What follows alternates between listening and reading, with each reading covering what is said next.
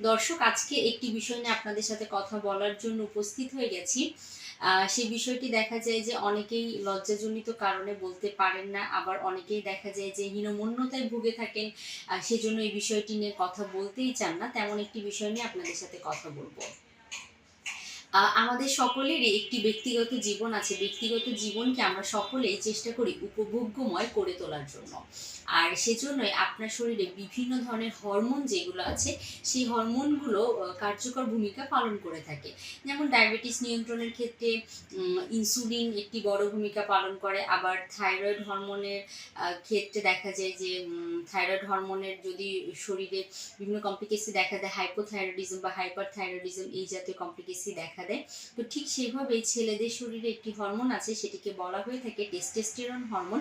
সেই হরমোন দ্বারা নিয়ন্ত্রিত হয় যে ছেলেটি আসলে কতটুকু যৌন ক্ষমতা সম্পন্ন, সে বিষয়টি নিয়ন্ত্রিত হয়ে থাকে। আর দেখা যায় যে এই বিষয়টির সাথেই সম্পর্কিত থাকে অনেকটাই যে আপনি ব্যক্তিগত জীবনে কতটা উপভোগ্যময় করে তুলতে পারবেন সেই বিষয়টি। কিছু কিছু খাবার আছে যে খাবারগুলো এই টেস্টোস্টেরন হরমোন নিয়ন্ত্রণ করার ক্ষেত্রে বা টেস্টোস্টেরন হরমোনের পরিমাণটা শরীরে বাড়ার জন্য গুরুত্বপূর্ণ ভূমিকা পালন করে থাকে।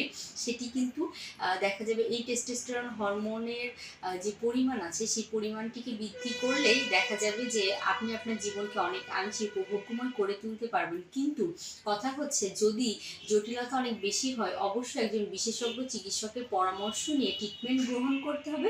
পাশাপাশি একজন পুষ্টিবিদের পরামর্শ নিয়ে আপনি আপনার খাদ্য তালিকাটিকে মডিফাই করে ফেলতে পারেন। তো খাবারগুলোর কথা বলতে গেলেই সবার প্রথমে কিন্তু চলে আসে রসুনের কথা। কাঁচা রসুন নিয়মিত গ্রহণ করলে সেটি আপনাকে খুবই কার্যকর একটি রেজাল্ট দিতে সাহায্য করবে। সকালে ঘুম থেকে উঠে খালি পেটে 2 থেকে 4 কোয়া কাঁচা রসুন আপনার টেস্টোস্টেরন হরমোনের লেভেল বা আপনার ছেলেদের যে যৌন হরমোন আছে সেই লেভেলটিকে বৃদ্ধি করতে সাহায্য করে থাকে। পরবর্তীতে যদি বলতে হয় মধু, মধু কিন্তু আমরা সবসময় আয়ুর্বেদিক শাস্ত্রে বলাই হয়ে থাকে যে মধু হচ্ছে এমন একটি খাবার, দেখা যায় সেটি বিভিন্ন ধরনের রোগের মহা ঔষধ হিসাবে কাজ করে থাকে।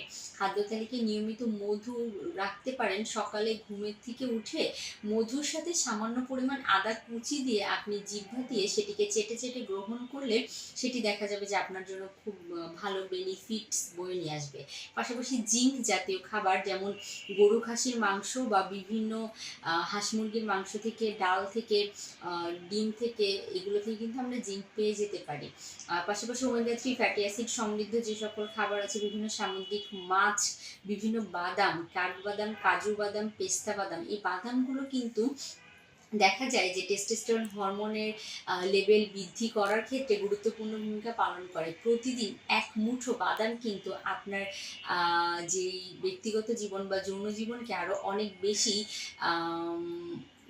ফ্রুটফুল করে তুলতে পারে নিয়মিত এক মুঠো বাদাম গ্রহণ করার মাধ্যমে। পাশাপাশি আপনি গরু খাসির কলিজাও খাদ্য তালিকায় রাখতে পারেন।